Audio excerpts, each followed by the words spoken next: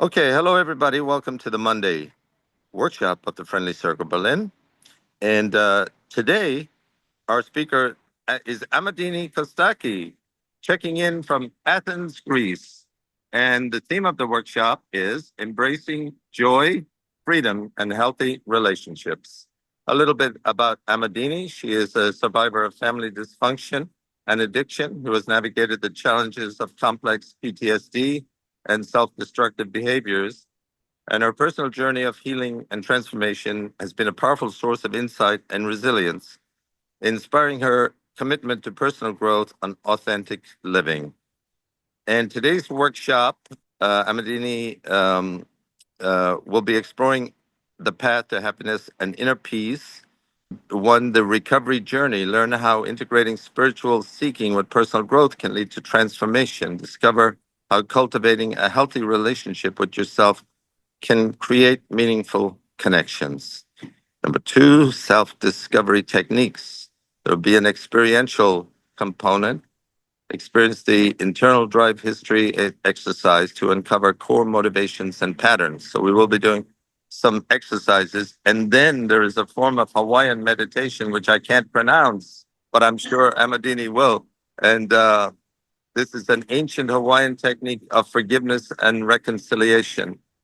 And then another part of it will be self-reparenting insights, explore adult children of alcoholics, ACA therapy, concepts for nurturing your inner child. And five, living with purpose, incorporating gratitude, self-compassion, and authentic creativity into your daily life. This workshop will offer practical exercises and transformative techniques to support your journey of personal growth and healing. And Amadini is a member of our group, and we're so happy to have you with us doing this for us today. Thank you, Amadini. I'll turn it over to you. Thank you. Thank you so much. It's an honor and it's a privilege to be here because when I first found out Friendly Circle Berlin, I realized, oh gosh, I mean, this is my tribe. These are my people. I mean, they are doing everything I ever dreamed of doing. So thank you so much for being here. So a few things about myself. Who am I? This is a very good question for meditation, actually. Who am I? Uh, and how I ended up to 3 fellowships.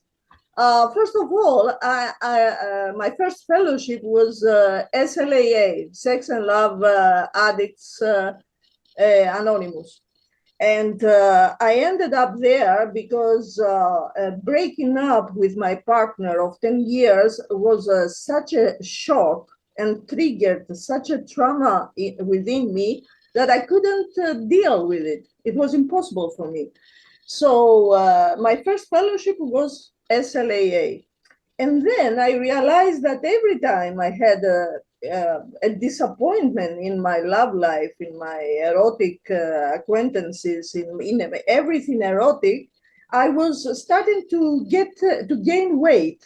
So I realized that I had to move through another fellowship, Overeaters Anonymous. That was my second fellowship. And then it became absolutely clear to me that the core of all my issues was my family dysfunction, the abuse within my family, sexual and emotional. So, ACA, adult children of alcoholic and dysfunctional families, became my third fellowship. And what am I now? Well, I'm doing a little bit of everything. I'm combining everything in my practice, in my recovery journey. Uh, and how my spiritual path comes and joins the fellowships journey. When my first connection to spirituality was through dreams. I had very lucid and intense dreams. And I found out that someone else, Carl Jung, had explored the field before me. So I didn't have to do a lot of work. Some other people did it before me. So I started to read about the Jungian approach, And then I moved to body psychotherapy and Gestalt, and shamanism came on the way and enriched my perception. And energy healing, like Reiki, like yoga, and like meditation, martial arts, came along the way. I was following my intuition, my inner voice, my gut feeling, the instinct within me, and I was trying to find my way out of the prison. They say the prayer of third step in the big book says that set me free from the bondage of self. At that time, I didn't have a clue about the bondage of self. My only wish was to get out of the prison of my family, of my society, of my country. I was feeling like I was my whole life till until that time, and in my youth, was something like prison break. I was trying to get out of the prison, and I haven't realized that the prison was within myself. Anyway, I discovered some other techniques along the way. The most interesting one was the family constellation by Bert Hellinger, the systemic constellation. That was a revelation for me. Another thing was that as I was getting older, as I was growing up, I was trying to combine science and spirituality, energy healing with neuro-linguistic programming coaching. And as I am a social anthropologist by nature, this comes natural to me. I was trying to unite, to bridge the differences uh, in different cultures, with among different people, uh, between different parts of an individual. And we'll talk more about that later on. So I was finding my path as a mediator, facilitator, someone in between the worlds, between spirits and humans, between nature and cities or urban environment, between enemies, between opposing parties in politics. I always loved this mediator role. And it was part of my spiritual path and my social life too. So another thing that joined me along my path was ecology, social ecology, and also emotional ecology. Something that I discovered last year was that there is something which can be called emotional permaculture, and how we can cultivate our inner landscape toward a fertile recovery. That was quite a revelation for me, that we can do that within us. That was great. That was an inspiration.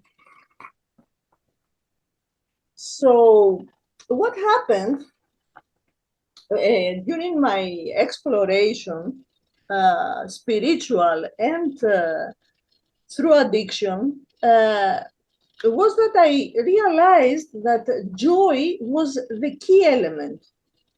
I needed joy. Otherwise, I didn't have any strong motivation to do anything. I was postponing things. Nothing was really making me happy. Life was boring and dull. And there was no inspiration, no enthusiasm. Enthusiasm is a Greek word, and it means in Greek, etymologically, that I have God in me. So I needed God in me, the divine in me. So I discovered the technique which is called internal drive history. And this is one of my favorite basic tools when I'm trying to discover what is joy for me. It is a very simple exercise, and it has two parts. Today we are going to try, if you are willing, the first part, because it's going to be a long one if we do both. But I will give you, that will give you an idea.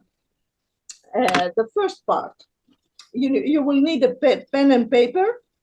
And but if you are too lazy to write down, you can relax, close your eyes, and just visualize a few things.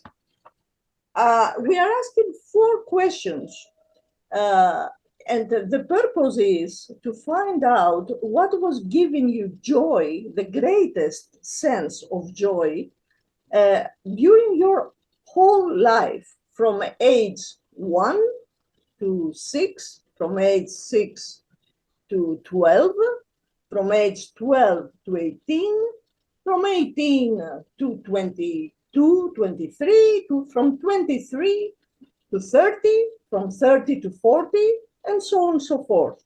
We'll do the same. We ask the same questions again and again for each period of our life. And the first question is, what was the activity that was giving me the greatest sense of joy? Joy for myself, not according to other people's sense of joy, not according to my mother's sense of joy, my daddy's, my sisters, my brothers, my friends. What was giving me the greatest sense of joy? So just think about it, and the first glimpse, the first image that you get, write it down or take a note, a mental note, if you don't want to write. The second question is what you actually do when you were doing this activity, and it was giving you the greatest sense of joy. The third question is what specifically was the sense of joy? And the fourth question, what abilities were demonstrated by the accomplishment? For example, when I was 6 years old, I got my first bike as a birthday gift. That was really giving me a great sense of joy. And what I was actually doing, I was riding my bike on a country road when we had our summer holidays by the sea. It was amazing. It was divine. And what specifically was my sense of joy, that I was balancing, I was running, I was feeling the wind, I was looking at a great place, the sea, the sun, everything. That was amazing. What abilities were demonstrated and by me? I was keeping my balance. I was capable of being balanced on the bike and run without brakes. So that was great. And we do the same thing for each period of our life. You may take some time to find a few things for each period of your life. You can have 3 or 4 minutes. We don't have the time. I mean, if we do this exercise, we will need about an hour. But just a few minutes to get an idea of what was giving you the greatest sense of joy along your life, along different periods of your life.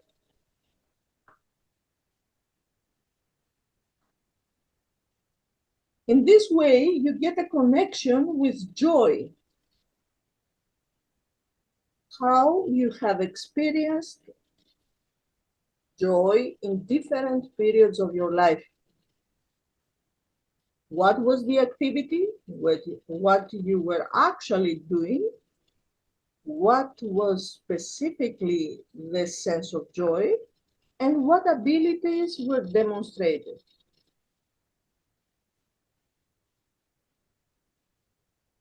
by the accomplishment of whatsoever you were doing? So after a while, you get an idea about what was giving you the greatest sense of joy. And there is another question coming. Throughout your life, what activity has produced the greatest sense of joy? If you do the exercise for all the periods of your life, you will find that there are specific activities, 1, 2, or 3, which are repeated, and they have given you the greatest sense of joy. And then there is another question: what skills and abilities you most like to perform? You will find out that there are specific abilities and skills that you have performed and you enjoy performing. And this will lead you to the next question, which is, what do you most like about yourself? Which is a crucial question for every addict, because we don't like ourselves. I didn't like myself. And most of my sponsees and the members from 3 fellowships I've met, they didn't like themselves. So to come to a point to like ourselves is crucial, is very important. I need to like myself, because otherwise I won't be able to recover. I won't be able to feel the divine nature that I have within me. I won't find any connection with any higher power wherever. So I need to like myself through joy. And I also need to know what specific skills and abilities I have, because as an addict, I thought that I was a useless, incapable being, totally worthless, without any, who didn't deserve to be alive, actually.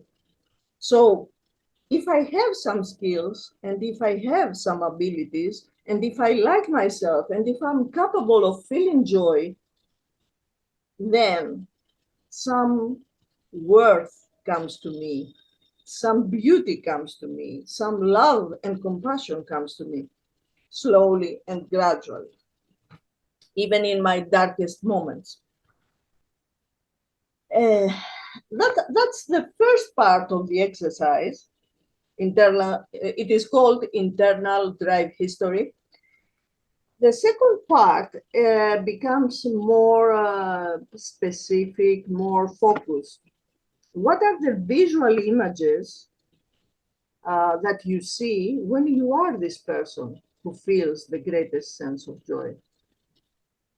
What do you see when you see that you are this person? What it feels like to be this person? What are the things you say to yourself when you are this person? When you are feeling the greatest sense of joy?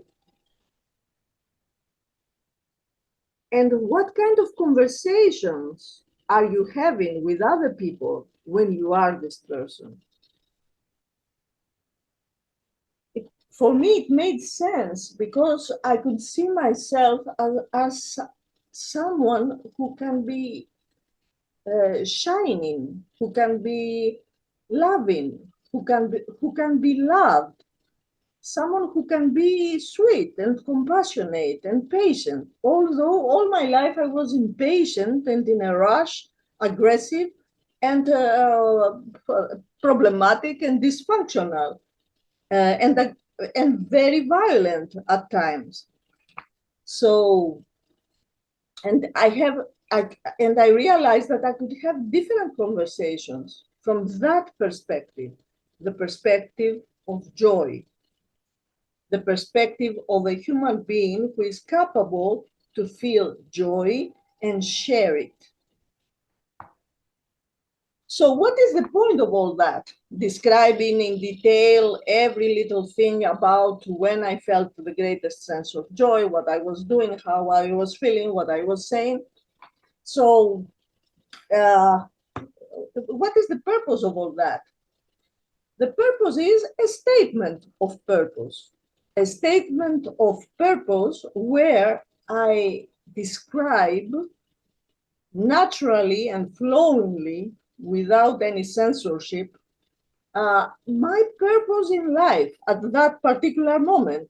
I have done this exercise many times during the last 15 years, and every time I write something a little bit different from the other time, according to the needs and the wishes and the wants of the time that of the moment that I live. So this statement of purpose uh, has a lot of power. It's a reminder of who I am, of what I want, of what I need, what makes me happy, what gives me fulfillment, and what gives me motivation in life. And the way that it works to write this statement of purpose is like automatically, without thinking. Let it be written. It will take some time to complete it, to do the whole exercise, and I would love to do it face to face, maybe in Ireland if I'm able to get there somehow. But right now, I'm just trying to give you an idea of how it works. After I had this contact, my first contact with joy, I found out that there were obstacles and challenges. I mean, it wasn't that easy to be happy and joyous just like that. It had something was bothering me. Lots of things were preventing me of being authentic, of feeling joy. So, what did I do with these obstacles and challenges? And what kind of challenges were they? It was a deep sorrow, a depression, disappointment, anger, rage, and resignation. At that moment, with all these negative feelings, uh, it was necessary to forgive others. I realized that. But I couldn't. I was immobilized by my negative emotions and my past traumas. I couldn't move. It was impossible to forgive anyone. Actually, I wasn't even capable of forgiving myself. And then I found out the other technique, which is well known, even you can find it in YouTube, but I like the version I will tell you right now. It is called Ho'oponopono, Ho'oponopono, and it is a Hawaiian prayer, kind of prayer meditation. And it goes like that. It has 4 parts.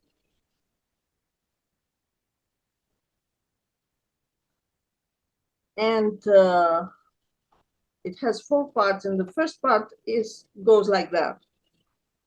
Whenever someone is hurting me, a situation is upsetting me,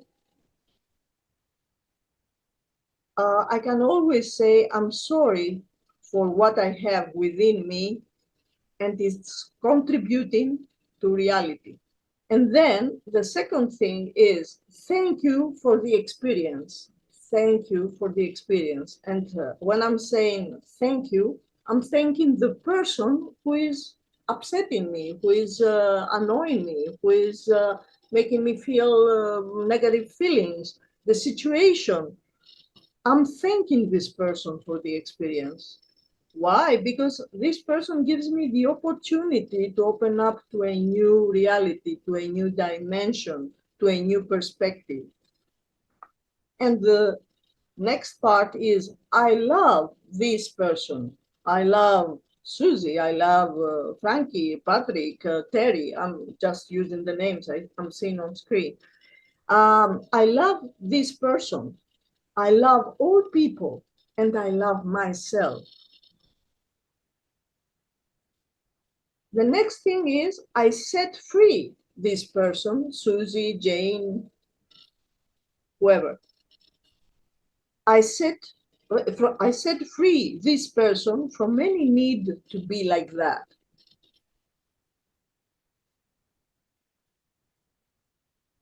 I set free all the people from any need to be like that, upsetting me, confusing me, making me sad, disappointing me, whatever.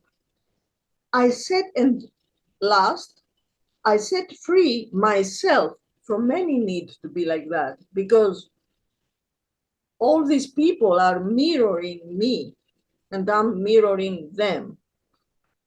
So, and the last stage of this prayer is I thank the divine power which dissolves anything that contributes to this particular reality.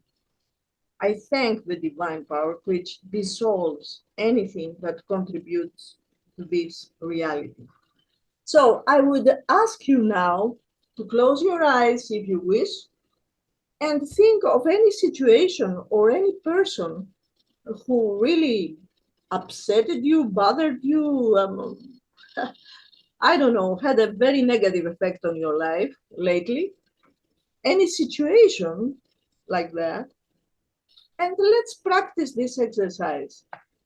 Just close your eyes, relax, sit comfortably, and breathe in from your nose and breathe out from your mouth lightly, slowly. And visualize the person or the situation which was really bothering you.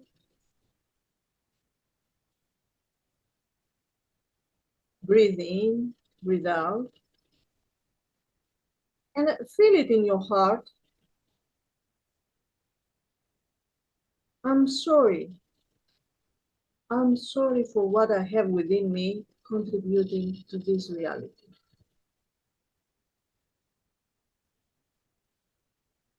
Might be anger, might be sadness, might be disappointment, might be fear, whatever. Thank you for the experience.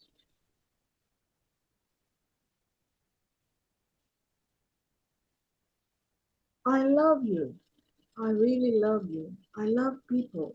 I love myself. I set you free from any need to be like that. I set free all the people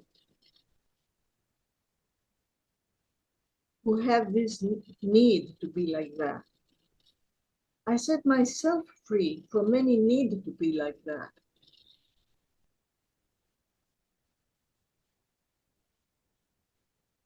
I thank the divine power which dissolves anything that contributes to this reality.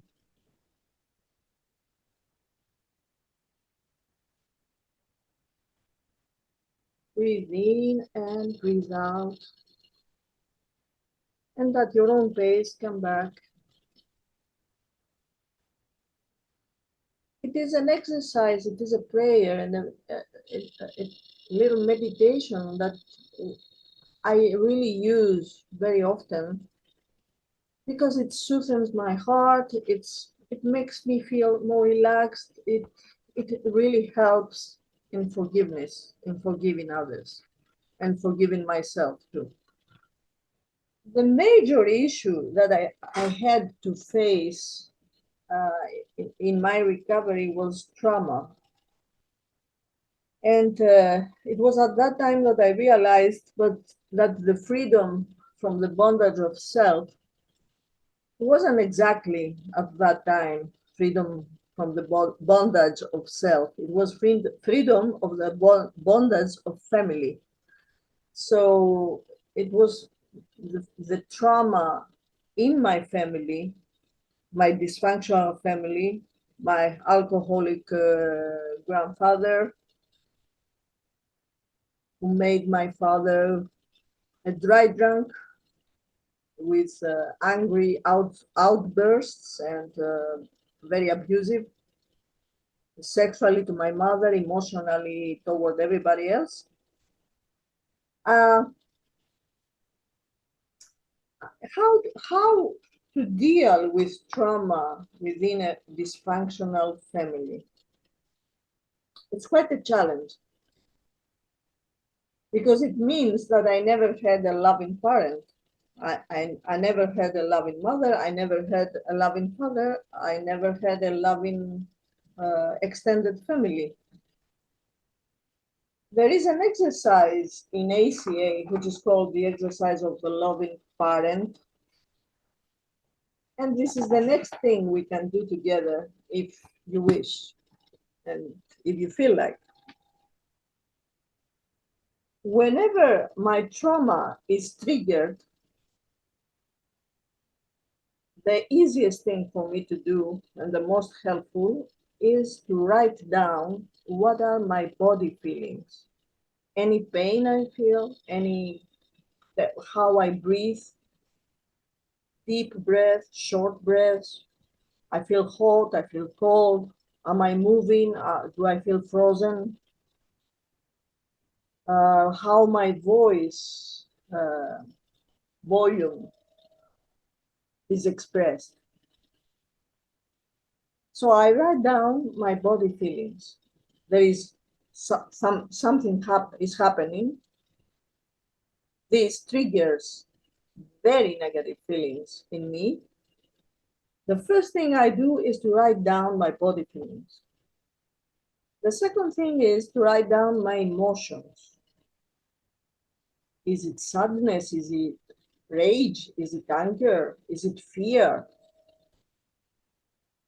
Any kind of emotion. And then I'm trying to figure out what memory is coming up on surface. And I'm looking for with similar body feelings and emotions. And I'm looking for the oldest memory and the most intense.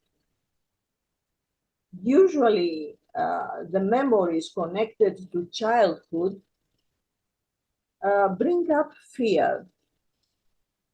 The memories connected to teen years, bring up anger. So this gives me an idea. If I feel really angry, this is connected more or less to my teen years. Or if there is a lot of fear, this is more likely to be connected to the time that I was a little girl. And I'm looking for the sentence that I can hear in my ears when I recall this memory.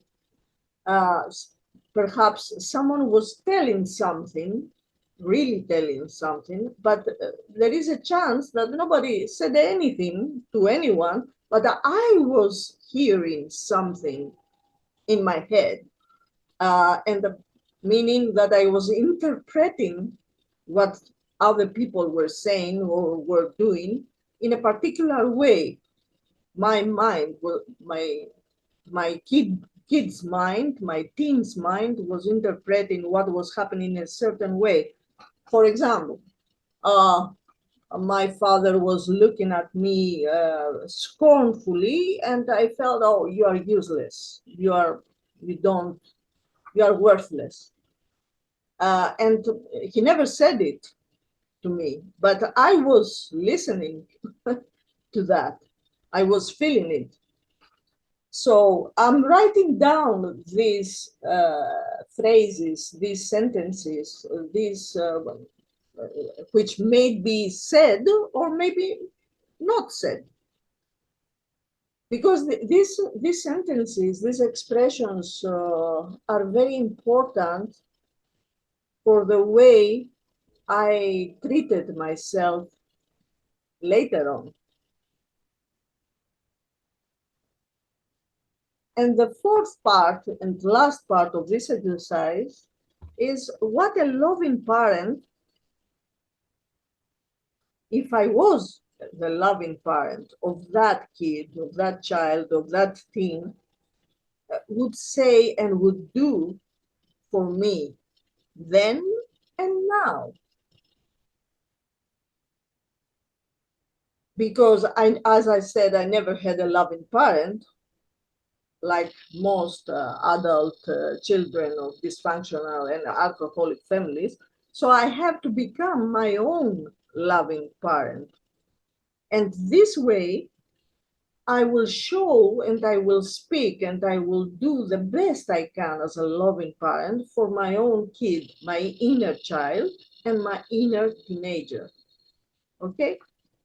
What can I say to myself about what happened today, yesterday, and about what happened 20 years, 40 years ago?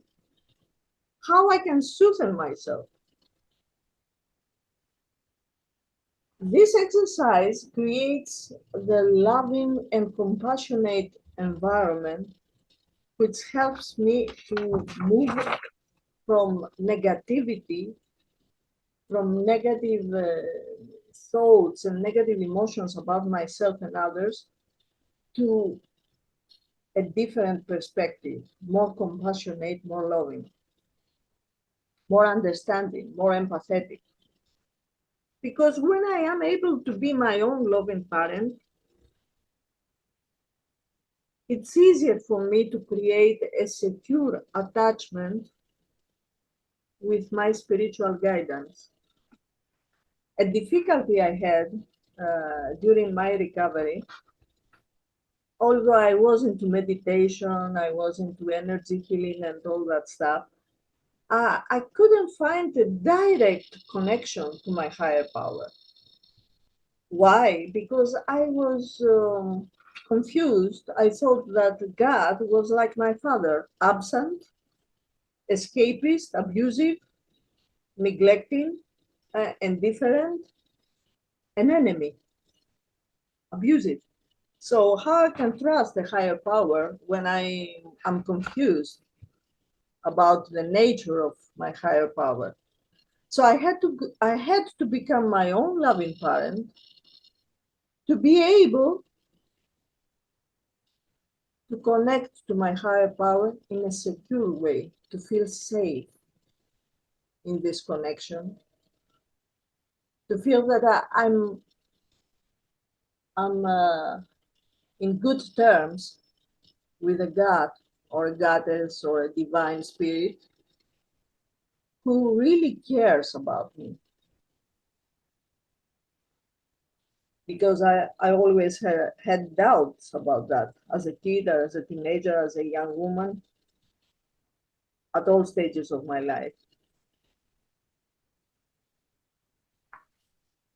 So that was helpful, very helpful for me in order to get connected to my spiritual guidance in a profound way, the, the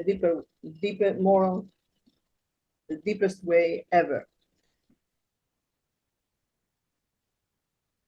Another thing that came up during this journey uh, was the discovery that I have inner parts. I have an inner child, I have an inner teenager, I have very different parts with different voices. And this is something quite common to all people with self-immune diseases like myself. We are fighting ourselves within ourselves. Our body is fighting, uh, one part is fighting the other. And there are lots of techniques and approaches to bring together the disconnected parts, the fighting parts, the opposing parts. I will mention just two of them. The first one is Systemic Constellation or Family Constellation by Bert Hellinger, which is my favorite actually. but it's not easy to be done on Zoom practically. It takes a big space and the capacity to move. And there is another approach, which is called the parts integration from neuro-linguistic programming.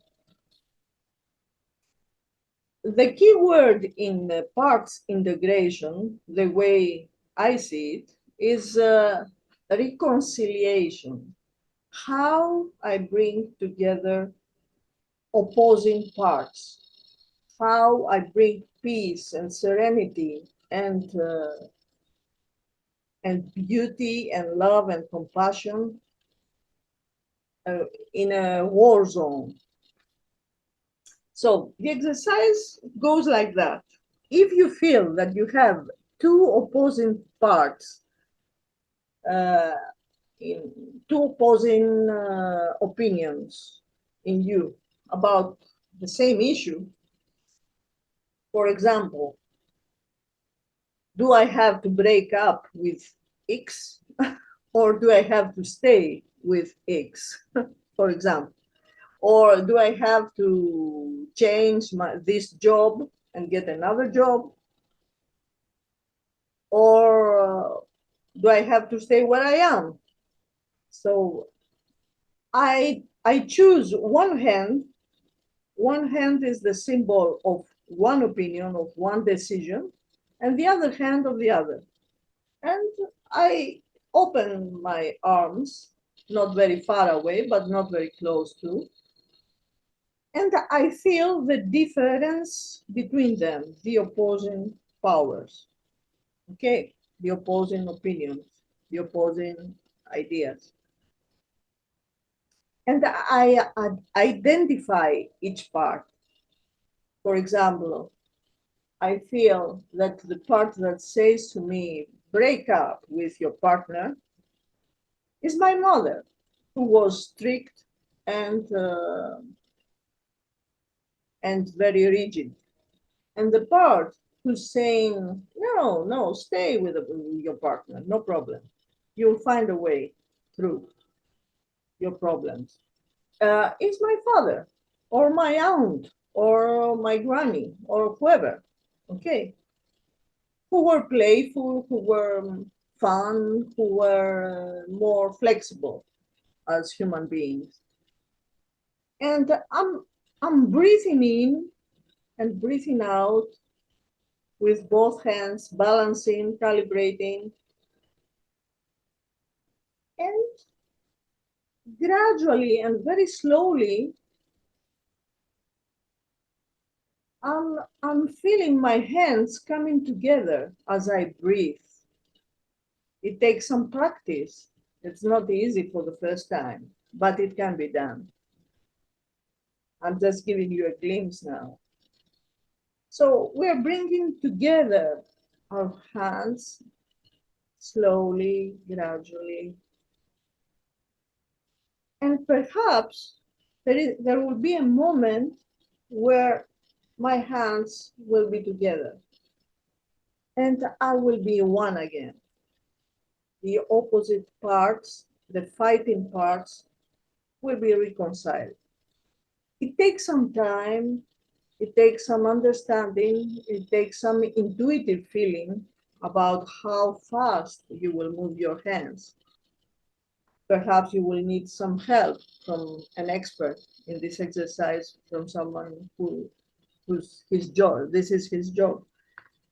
Anyway, the thing is that the reconciliation can happen between different parts, opposing parts. And this took me to another realization, something that Viktor Frankl said. I believe it was in his book, The Meaning of Life, that there is a Hitler and a Mother Teresa in everyone, in all of us.